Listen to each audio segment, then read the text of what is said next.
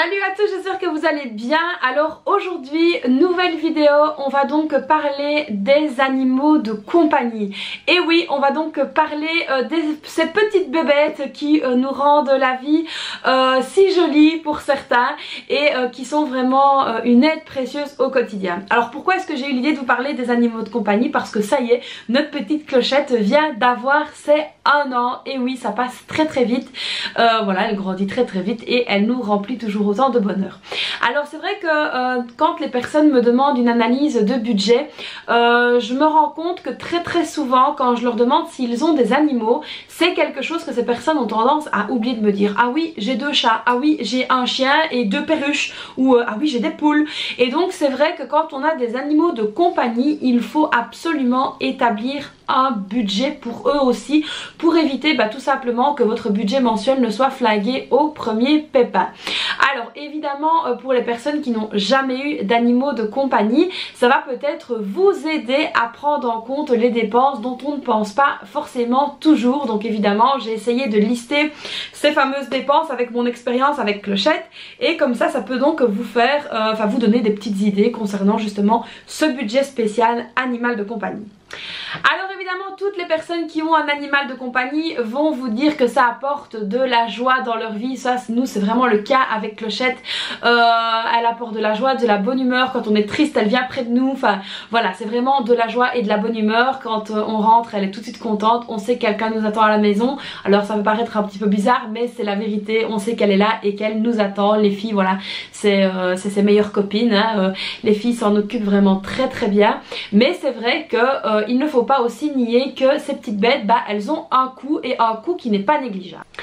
Alors ce qu'il faut donc savoir, c'est que le coût moyen pour un chien par an est entre 500 et 900 € par an s'il n'y a pas vraiment de problème. Donc ça c'est vraiment quelque chose qu'il faut bien garder en tête.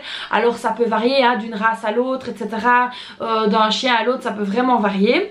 Et ce qu'il faut également savoir, c'est que pour les propriétaires de chats, un chat va donc coûter plus ou moins 700 € par an en moyenne. Donc voilà, il y a des chats qu'on laisse dehors et que ça ne coûte rien, mais il y a des chats qui coûtent quand même aussi beaucoup plus cher déjà à l'achat.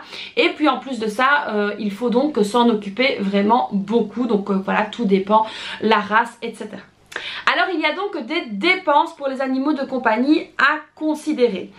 Avec un peu de planification, il est donc possible de donner donc à votre animal tout ce dont il a besoin pour se sentir comme un petit roi ou comme une petite reine. Alors évidemment si vous n'avez jamais possédé d'animal de compagnie, je pense que cette vidéo va vraiment vous aider. Je vais donc vous lister un ensemble de 7 dépenses à prendre en compte lorsqu'on veut adopter un animal de compagnie. La toute première dépense évidemment ça va donc être quoi? Les frais d'adoption. Alors tout va dépendre évidemment si vous voulez prendre le chien style à la SRPA dans un refuge pour animal ou quelque chose comme ça, ou si vous allez acheter votre animal chez un éleveur, chez un particulier. Donc ça les coûts sont donc différents. Alors si vous adoptez un animal dans un refuge, le coût évidemment sera moindre que si vous le prenez chez un éleveur, mais il faudra donc évidemment prendre plusieurs choses en compte, à savoir que ce sont des animaux qui en général ont déjà vécu une première expérience en famille, ont été abandonnés ou pas, donc peuvent avoir des problèmes de comportement ou pas, qu'il faudra donc penser à traiter par la suite avec des professionnels. Donc ça c'est très important. Maintenant c'est aussi très bien de leur donner une seconde vie et de leur montrer que vous pouvez les aimer, que vous pouvez voilà, qu'ils peuvent avoir une belle vie avec vous également. Donc ici au niveau des refuges, en règle générale il y a donc les frais d'adoption et des frais administratifs en plus. Alors pour certains les animaux sont déjà stérilisés, il y a certaines lois qui obligent par exemple à ce que les chats soient déjà stérilisés. Donc ça c'est des choses que vous ne devrez pas évidemment dépenser vous-même par la suite, c'est déjà fait. Mais donc si vous le prenez chez un éleveur directement, il y aura évidemment d'autres dépenses. Le prix de départ, les frais d'adoption seront déjà beaucoup plus élevés. On peut aller quand même jusqu'à presque 4000 € pour un chien dans certaines races. Donc voilà, ça dépend de la taille du chien, de la race, etc. Ça dépend vraiment de beaucoup de choses. Il y a également des chats qui coûtent vraiment très cher aussi, jusqu'à 2-3 000 €. Donc là c'est vraiment un petit peu à vous de voir. Est-ce qu'il a un pédigré? Est-ce que l'éleveur est bien autorisé à vendre ses animaux? Donc ça c'est vraiment très important. Alors je pense qu'en France ça s'appelle un numéro LOF, quelque chose comme ça, et ici en Belgique ça s'appelle un numéro HK. Donc ça il faut vraiment vérifier que l'éleveur est bien en possession de ces numéros là. Alors ici en Belgique il y a une nouveauté, c'est que depuis l'année passée au mois de juillet, les personnes qui veulent détenir un animal de compagnie, même un poisson rouge, ça je ne le savais pas mais je l'ai vu il n'y a pas longtemps, donc même un poisson rouge, il faut donc aller à la commune, à la mairie et donc leur demander un papier comme de quoi vous êtes autorisé à détenir un animal, parce qu'il y a malheureusement des personnes qui sont listées avec de la maltraitance pour les animaux. Ils ont eu des gestes vraiment déplacés envers les animaux et donc on ne leur autorise plus à détenir un animal. Donc ça ici je sais qu'il faut donc aller chercher cette attestation à la mairie. Alors pour la France je ne sais pas, si vous le savez dites le moi dans les commentaires, ça pourra sûrement en aider plusieurs. La deuxième dépense à prendre en compte, ce sont donc les fournitures. Alors si vous n'avez jamais eu d'animal de compagnie auparavant, il va donc vous falloir des choses pour pouvoir accueillir votre nouvel animal de compagnie à la maison. Alors par exemple l'animal qui coûte entre guillemets le plus cher, c'est le chien, parce qu'il va vraiment falloir beaucoup de choses. Alors pour le chien il va donc falloir penser à où il va dormir. Est-ce qu'il va dormir à l'intérieur de la maison ou à l'extérieur de la maison? S'il dort à l'extérieur il va falloir penser à lui mettre une petite cabane, une niche, etc. à l'extérieur. Maintenant s'il dort à l'intérieur, vous pouvez donc tout simplement lui mettre un panier, un coussin. Alors nous Clochette elle dort dans son panier pour la journée, et quand on n'est pas là ainsi que la nuit, elle a sa cage. Alors c'est une grande cage, elle a largement la place, et au moins comme ça je suis sûre qu'elle ne détruit pas la journée et qu'elle ne détruit pas la nuit. Et elle a toujours été élevée même chez l'éleveur là où elle était, dans une espèce de cage, parc, etc. Et donc franchement on lui dit va au dodo et hop elle va directement dans sa cage, elle sait où elle doit aller et ça ne la dérange pas. Si maintenant elle a un besoin pressant la nuit, elle nous réveille tout simplement et on descend, on lui ouvre, elle va et puis elle rentre directement dans sa cage. Donc voilà, maintenant comme je vous l'ai dit, la cage est vraiment très grande, c'est pas une petite cage où elle n'a pas la place, non, elle sait se lever, elle sait se retourner dans tous les sens, donc ça il n'y a vraiment aucun problème. Alors évidemment il va falloir penser aussi au plat de nourriture, plat d'eau, etc. Donc tout ça ça a un coût. Alors on peut lui mettre des bed bags mais c'est pas très joli esthétiquement, donc c'est vrai qu'on a tendance à se laisser un petit peu avoir quand on va avoir un nouvel animal de compagnie, à acheter différentes choses. Alors il faut également penser à un collier, à une laisse, à un harnais. Donc moi ici je sais qu'en l'occurrence j'ai un bulldog français que vous entendez peut-être aboyer parce qu'elle a vu quelque chose passer dans le jardin. En l'occurrence elle, il lui faut donc un harnais. Alors là il va falloir que je lui en rachète un. Pourquoi? Parce que tout simplement le premier que je lui avais acheté, elle rentre plus dedans, elle est trop grosse. Donc voilà, j'ai vraiment tiré au max du max, mais là voilà, là elle peut plus. Alors ici il faisait moins beau, donc forcément du coup on l'a un petit peu moins promené. Donc là elle a évidemment accès au jardin, un accès illimité, donc ça elle kiffe. Alors je lui avais racheté un super beau harnais, voilà, rouge et tout, machin, super confort et tout. Et mademoiselle me l'a déchiré, alors je l'ai laissé traîner. Elle l'a attrapé et elle l'a mangé, donc du coup je dois lui re-acheter un harnais. Donc voilà pour la petite histoire du harnais. Donc évidemment il faudra la laisse, donc suivant la taille de l'animal que vous avez, ce sera une laisse à dérouleur, ce sera plutôt une laisse fort rigide, une corde. Donc voilà, il faut vraiment penser à tout ça également. Alors ce que je vous conseille aussi d'acheter pour les chiens, c'est donc une brosse pour éviter la chute des poils. Donc ici nous, notre petite Clo-Clo elle perd ses poils, et donc ici on a une brosse en fait en espèce de silicone, et alors on passe etc. et le poil mort tombe, et donc du coup on voit la différence. Alors évidemment il vous faudra un shampoing, parce que voilà, on lave nos animaux. Donc c'est vrai que si vous avez un gros chien ça va être plus compliqué qu'un petit chien. Donc nous ici on a shampoing, alors du parfum, je sais que ça peut paraître ridicule, mais moi j'aime bien que quand elle sort de la douche, elle sent bon. Donc là on a une espèce de parfum spécial puppy, donc c'était toujours pour les bébés, au chewing-gum, donc elle sent le chewing-gum, ça sent super bon. Alors ensuite il faudra donc penser à un petit, c'est un petit sécateur, je vais dire ça comme ça, pour les ongles. Donc je lui fais ses ongles ici à la maison, ça c'est très important aussi. Donc ici nous Clochette c'est pas vraiment un chien qui va aller au toilettage, c'est un chien qui n'a pas besoin de toilettage. Ça c'est l'avantage. C'est vrai que je lui ai amené une fois, bah voilà, on lui a fait un bon bain, on lui a fait un petit massage et tout ça, on lui a coupé ses ongles, c'était vraiment top. Alors je lui emmènerai une fois de temps en temps, mais c'est vrai qu'en règle générale on fait ça ici à la maison. Alors évidemment pour les chats c'est un petit peu différent. Vous aurez tout simplement besoin de l'endroit où il va dormir, un espèce de panier ou quelque chose comme ça, un griffoir, un bac à litière et de la litière. Et évidemment tout ça voilà, vous le mettez. Et alors les litières là aussi hein, ça va de la toute simple litière en plastique à la super belle litière déco. Donc ça c'est vraiment un petit peu à vous de voir. Alors moi personnellement pour toutes ces choses là y compris la nourriture, je vous en parlerai juste après, je vais donc sur l'application Zooplus. Donc c'est une application où il y a du cashback remboursé. Alors ça fait longtemps que je ne vous ai pas parlé du cashback mais je l'utilise toujours, le cashback donc eBay Club. Alors n'hésitez pas à aller voir dans la description juste en dessous, parce qu'avec donc eBay Club, quand vous cliquez sur mon lien, on vous charge déjà votre cagnotte à hauteur de 6 €. Donc ça c'est déjà super intéressant. Donc moi ici j'utilise donc l'application Zooplus ainsi que mon application de cashback, et donc du coup franchement ça fait la différence. Et sur Zooplus on est très vite livré, donc ça c'est le top du top. Au niveau des croquettes, que ce soit pour les chiens, les chats, etc., les rongeurs, vous trouvez vraiment tout ce qu'il vous faut.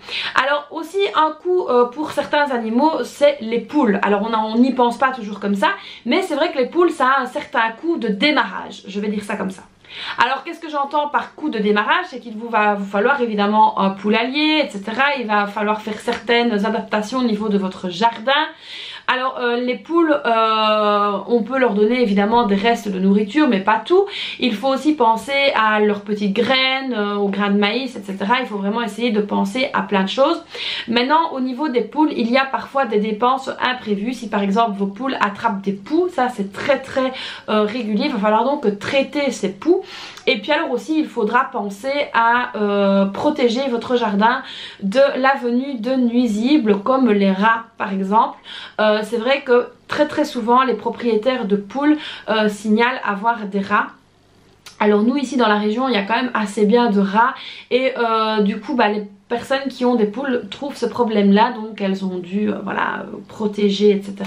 Alors ici en plus de ça on a donc la grippe aviaire qui est en hausse. Donc ici il a été recommandé aux propriétaires de poules de protéger le dessus des poulaliers, etc., d'où elles peuvent marcher. Donc très important aussi. Donc ça ce sont des dépenses à faire en plus. Donc voilà, quoi que vous ayez comme animal, il y a toujours des petites dépenses en plus.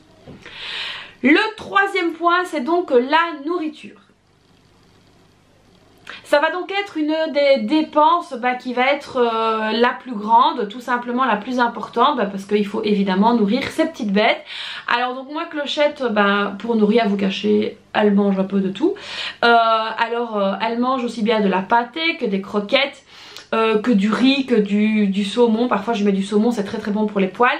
Alors ici j'ai ajouté de l'huile de saumon. Donc dans ces croquettes je mets de l'huile de saumon parce que ça va l'aider à avoir un plus beau poil et à perdre moins ses poils. Donc de l'huile de saumon c'est vraiment hyper chouette. Donc on en trouve un peu partout, même sur Zooplus vous en trouvez. Et donc ici je lui ajoute ça dans sa nourriture.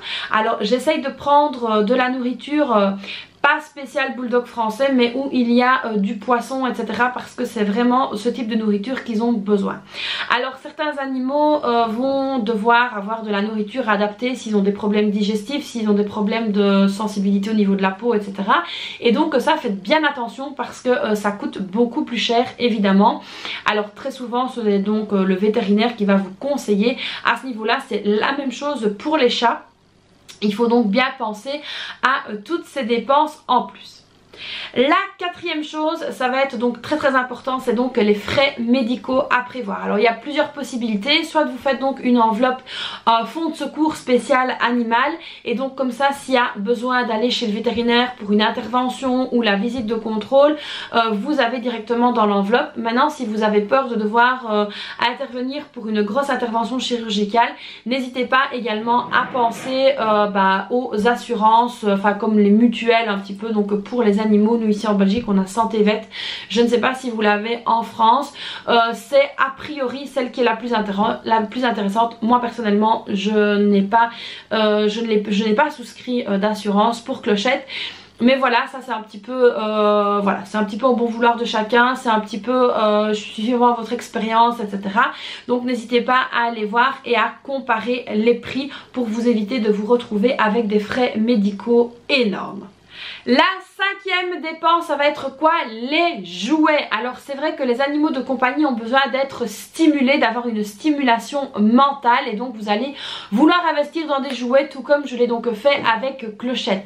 Alors il faut donc être très prudent et prendre des jouets qui sont adaptés à votre animal de compagnie.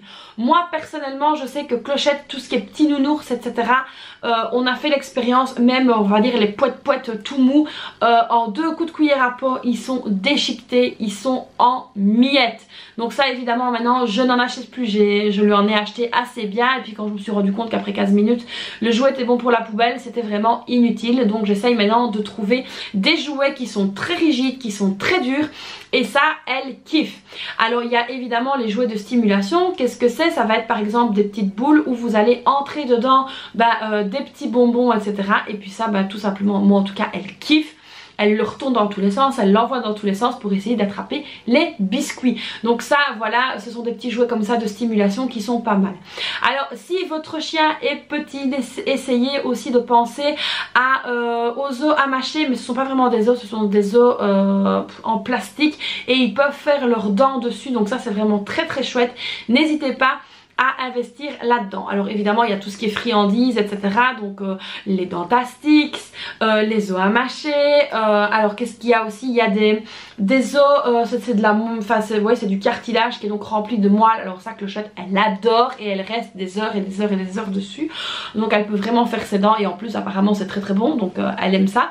Donc ici voilà, toutes ces petites dépenses là, il faut donc évidemment y penser également. Alors moi mon plus gros piège c'est Action, parce qu'il y a un rayon pour les animaux. Donc quand je vais chez Action, inévitablement je sors avec un truc pour Clochette. Donc voilà, c'est vrai qu'il faut donc bien penser quand vous achetez un jouet ou quelque chose de divertissement pour l'animal. Il faut donc bien penser à ce que ça lui convienne. Alors donc pour les poules et les petits rongeurs, etc., c'est des dépenses qu'on n'a pas, mais pour les chiens et les chats c'est des dépenses qu'on a. Alors la 6e chose à penser, c'est donc le dressage de votre animal. Alors qu'est-ce qu'on entend par dressage? Donc c'est de l'éducation, de l'écoute, suivant évidemment la tête de votre chien, la race du chien ainsi que la taille. Il va donc falloir aller au dressage. Alors moi je ne suis pas du tout allée au dressage avec Clochette ici parce que je n'en ressentais pas le besoin, mais c'est vrai que si j'avais eu un chien beaucoup plus gros, je serais allée au dressage.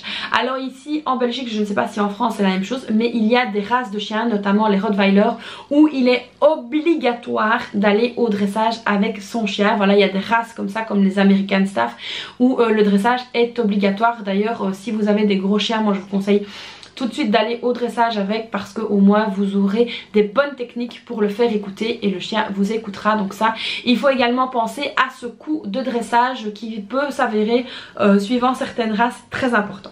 La 7e et dernière catégorie, ça va être les dépenses imprévues. Tout simplement les dépenses qu'on oublie, comme par exemple si vous achetez un chien avec des poils longs, il va donc falloir l'emmener au toilettage pour qu'on puisse évidemment prendre soin de son poil. Donc ça c'est très important de penser à ça.